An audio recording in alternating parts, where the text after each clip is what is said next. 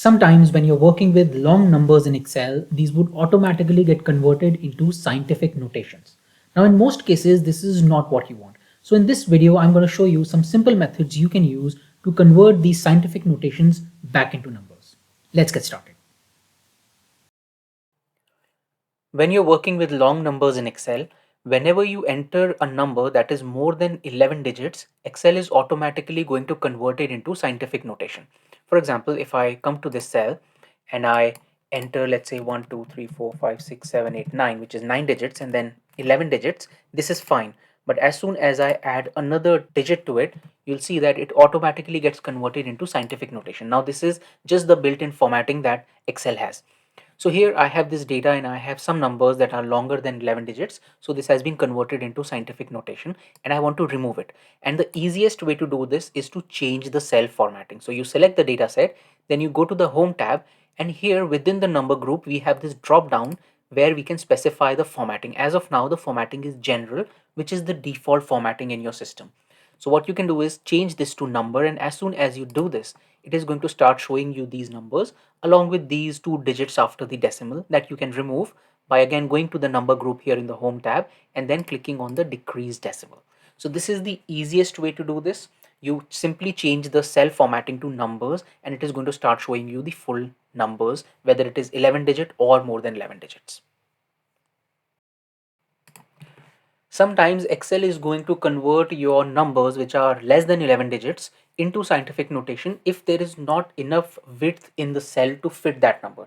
So in this case, you can see I have these cells that are highlighted in yellow and these cells have these scientific notations. Now, if I just increase the column width a little, you'll see that it starts showing the number completely. But if I decrease the column width again, it is going to try and fit these numbers so that it shows the exact number, but because it cannot fit all the digits, it is converting it into scientific notation. So a simple fix here is to increase the column width.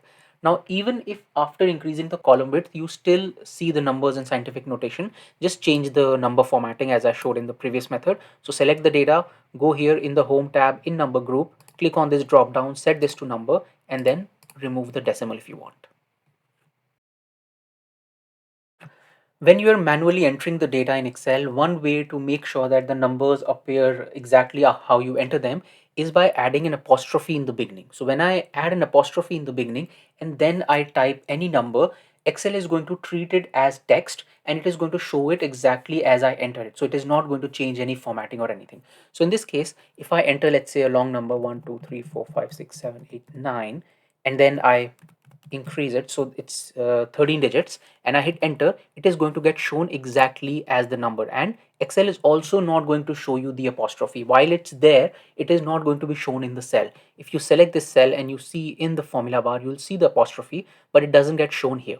Now this has an obvious drawback that this has now converted this number into text, so you cannot use it as a number, you will have to use it as a text in some formulas, so you'll have to be conscious of that.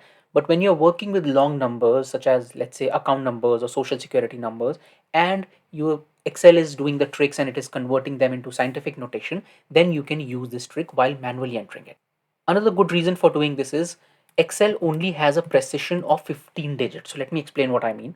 If I enter a number which is, let's say, 15 digits, so I've already changed the cell formatting to number. So whatever I enter here is only going to be shown as a number, not converted into scientific notation. Now, if I enter a long number here, so let's say these are 9 digits and 10, 11, 12, 13, 14, 15. Now, if I hit enter, it shows me the number exactly how I entered it. But see what happens when I enter the 16th digit. So I enter a 7 here. So I'm entering a 7. As soon as I hit enter, it is going to make this a 0, because Excel can only work with numbers with a precision of up to 15 digits. Any digit after the 15th digit would automatically get converted into a 0 because Excel cannot handle it. Now, if you're working with a long number which has, let's say, 17 digits, 20 digits, then it would be better to use an apostrophe in the beginning. And then when you enter anything, Excel is not going to make any changes. See here, I enter an apostrophe and then 1, 2, 3, 4, 5, 6, 7, 8, 9. And then I will have another really long number. And you can see it still shows up exactly how I entered it. Excel has not changed it. So if you're working with really long numbers and you do not want the scientific notation to get changed, or you do not want the Excel precision thing to change your numbers, then you can put an apostrophe in the beginning. And the last method I want to show you is by using a simple formula. So here I have these cells and these are in scientific notation, and I'm going to use the trim function and refer to this cell that has the value in scientific notation. And now when I hit enter, it returns that entire number without any formatting, without any scientific notation formatting. And I can then copy it for the entire column. You can also use other functions such as, let's say, upper function, and it is also going to do the same thing. So when I use it and I hit enter, it gives me the entire number. You can also use the lower function. Now what is happening here is trim function has a specific text manipulation function where it removes spaces, leading, trailing, or double spaces. In this case, when I give it a number, it cannot remove spaces because there are none, but it still has to give me the output as a text string. So it takes in a number and give me the result as a text string, and because text string cannot be in a scientific notation, I see the entire thing. So all I'm doing it is with this formula getting a result in text string. Now this obviously has one minor drawback, that if you use these references in formulas that expect numbers or numerical values, this may not work for you. For example, if I use the sum function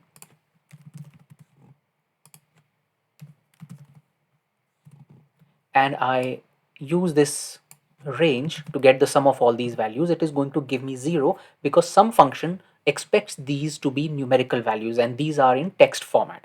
But apart from a couple of functions, this should not be a big problem. Many of these Excel functions have now been built that they can understand that a cell contains something in text format, but it's still a number, so it is going to work with it. So these are 4 methods you can use to remove the scientific notation and convert these back into numbers. I hope you found this useful. Also, if you're liking these videos, please subscribe to this YouTube channel and click on the bell icon so that you never miss out on any new Excel tips video I come up with. Thank you and have a nice day.